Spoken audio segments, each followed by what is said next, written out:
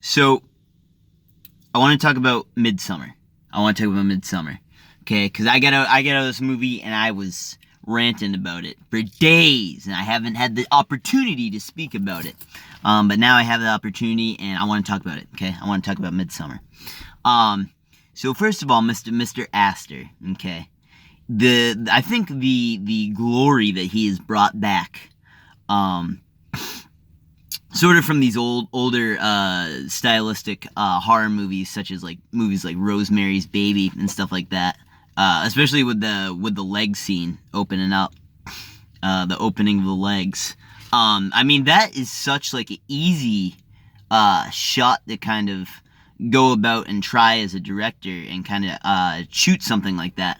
But the way in which Astor did it, I am genuinely very impressed. I'm genuinely very impressed with that whole scene. To be honest, it's a very wild scene. I'll get back to that a little bit later on, but definitely a movie to see. Midsommar. People argue that this movie is not as good as Hereditary, which on some levels might be the case. But maybe, yes, storyline, it lacks a little bit. Kind of. And in my opinion, it's still a pretty strong movie. Especially if you're into cinematography, if you're into editing, go see this movie, because this movie is glorious. It is glorious in terms of cinematography and editing. If you like cinematography and if you like editing, go see this movie. I think because it was a short release, it's not necessarily in theaters now, but still. It was only in theaters for a short amount of time, and after seeing the movie, I sort of understand why. The movie, it was almost like this rated X ritual type crazy wild thing that probably a whole lot of foolish parents might make the mistake of letting their children see at a very young age. So it's definitely not for them. It's definitely it should have been an X-rated movie based on the content that was in there. And so basically, here's what I think. I think that the way it opened, the way the movie started off, I was already intrigued with the whole sister thing and everything like that. That really caught my attention right off the bat. And then of course that excellent shot with the parents later on in the bed and the firemen coming in with the red flashing lights behind them, and Danny hooked up to that tube. That shot was fucking phenomenal. So it was a cool scene right from the very start at the beginning. I don't necessarily know if that scene panned out the best in the movie in terms of storyline. I didn't necessarily make the connection again. I mean a little bit throughout the movie they were showing Danny's parents like pop up like flashbacks and instances of her parents. I get that. But I think that scene at the beginning didn't need to be as drawn out as it was. They made it seem like it was going to be a big deal for the rest of the movie. And I feel like it could have kind of just been explained by like, or like Danny talking to her boyfriend maybe and saying like, Danny talking to Christian and saying like, yeah, my parents have passed away, and her like freaking out and crying. But like instead it was actually shown, and it was a little bit more of like an emotionally intense trauma. And I guess the movie wasn't afraid to go there in terms of like emotional intense traumas, but it should have waited, I think, because then like the impact of the eventual like the elders falling off the cliff, I think it would have hit much harder if they didn't have that initial scene in there, or if it was just portrayed a bit differently. Other than that though, I mean the cinematography throughout the whole movie is just phenomenal.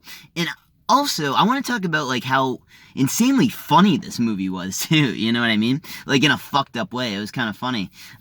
Because it was funny in a messed up way. It was just like, I don't remember ever like laughing this hard in a long time at a movie like this. And it just really kind of, it rode that track along the lines of just insane hilarity and absolute fucking horror absurdity. It was really good. It was really drawn out well, and the comedy, I think, it tied in with like what people do in real life is try to make jokes in kind of these uncomfortable situations, and that's what Midsommar did good leading up into it. Obviously, I'm gonna skip a little bit into obviously then Danny finds out that whole group is going to Sweden. When she's talking to the I forget the dude's name, the guy that has all the family up in Midsommar, is absolutely insane in the movie. I think his role is one of the most interesting, aside from like Danny, aside from Danny's role. His role is the most insane in the movie, in the film, because he just like the way that it ties together too, where he's talking to Danny earlier, is like, oh yeah, my parents died as well, and he brings that up like multiple times. And so, like, it's clear that this guy kind of has a thing for Danny as much as he sees what Christian's doing, obviously, and Christian is in the relationship with him. But at the same time, if you've seen the movie, you know this. It's about relationships and relationship trauma and it not working out between them and stuff like that. And it's so obvious to me, dude, that Christian is not that... and not enjoying the relationship. They make that very clear and very evident. I thought that was done well at the beginning of the movie. So again, I think, skipping ahead and her being uncomfortable with taking those drugs in Midsommar when they first get there was a really good tie-in to show how just generally anxious people are about that kind of thing, and just generally how it can make people really anxious. I know for me, I'm one of those people that kind of feels a little bit anxious around drugs. I don't personally do them, but I have felt anxious before around them. So yeah, I thought that was a good personal connection. And then like where she wanted to do something different too. And then it was funny too, like what they were saying when they're on the drugs. That whole scene was like one of the funniest parts of the movie. It again was another part that I was laughing at that I probably should not have laughed at, was that crazy sex scene, man. That was absolutely like I love that scene. I don't know what the hell is wrong with me. I love that scene.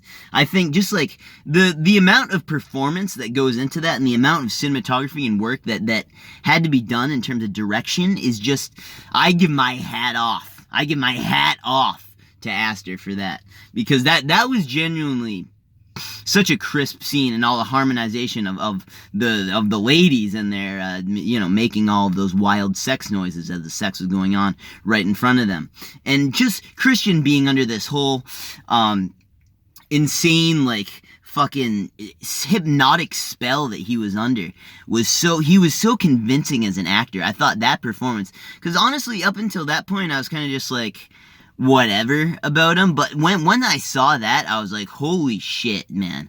Like, you could not have picked better actors in this movie. I mean, seriously, and the cinematography and the acting, everything is off the chains. The writing, if you're not a big fan of, like, weird, absurd subjectivity, I guess I'll call it, you might not love the film. I'm a very big fan of that, so this film hit the nail on the head for me. And just the fact that it, by the end, it actually did mean something too. Like, a lot of people complain about these kind of absurdist movies that like, oh, there's not really anything that happened. I didn't get anything out of that. Yes, you do in this movie. You definitely get something out of it. Because at the very beginning, where Danny's parents are dead and her sister hangs herself, she has no one to go back to now. You know what I mean? And it's these people in Midsommar where she doesn't actually find herself until she gets to Midsommar, and she becomes she wins and she becomes the queen. And I don't think she's ever felt that kind of love and that kind of respect in her life before, especially not from her boyfriend, which is mainly what it's about. It's a breakup movie, as people are calling it. And so the fact that she just wants Christian dead at the end, and he gets fucking lit up in the bear suit, which is another fucking crazy thing, by the way. Call back to The Wicker Man, which is another good movie with Nicolas Cage. But I mean, that whole scene was fantastic when the yellow house is getting burned down at the end. That is a beautiful, phenomenal scene. Something that I guess I kind of liked in the movie was that funny kid becoming a zombie and then kind of beating down the other guy there that was also doing his thesis paper and kind of sneaking notes of the Midsommar people. He was sneaking the notes late at night, and then he got beat down by that naked man, his old friend. And then just seeing him buried in the dirt later with the one foot sticking up. I was like, yes, like this is what we need to see here. I didn't love the part where he got beat down. I thought that was kind of a little bit cliche, it felt like to me. But once I saw him in the sand there, I was kind of like, dude, like that is like all I need to know about that. Because at first I was like, I want to know more about this, what's going on here, and then I was like, perfect. And it's the same thing with kind of how that couple from London, how they kind of got separated, and then the girl was like, well, my boyfriend, he drove off, he wouldn't do that, and then it's like, yeah, obviously something else happened to him, you know. I thought that part was pretty obvious, and then something's gonna obviously happen to her too. But by the end, just like the simple overlay that they had in Midsommar, where it just comes up with Danny smiling, all like dressed up in those flowers, watching Christian just fucking burn down in there with all the other sacrifices, is just spot on, because that is kind of the culmination. That is the perfect ending. It's such a simple ending too. It's such a simple ending. People were complaining about that for some reason.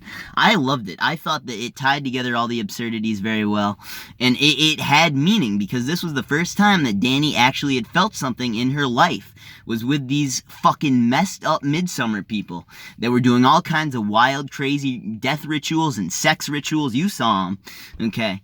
And it was just absolutely fucking insane. So I strongly recommend, I mean, Danny just smiling at the end just set it over the top for me. I was like, yes, this is perfect. This is the first time Danny feels something in her life, and people are like, oh, well, what's next? What's gonna happen next? Like, obviously, she's gonna stay there. She doesn't have anyone to go back to. All of her friends got burned down. The guy she likes is still there. She loves these people, and she loves the girls that were harmonizing in sync with her, which was another perfect part of the movie. I mean, I genuinely, this is one of my favorite films of the summer, honestly. This is one of my favorite films of the year. Definitely recommend it. Midsommar, especially if you're into cinematography editing, okay, you're gonna like the movie. It's fucking weird. If you don't love weird films like me, if you're a weird film buff like me, you're not gonna like it. But I recommend it, so check it out. This has been my review on Midsommar. Bass.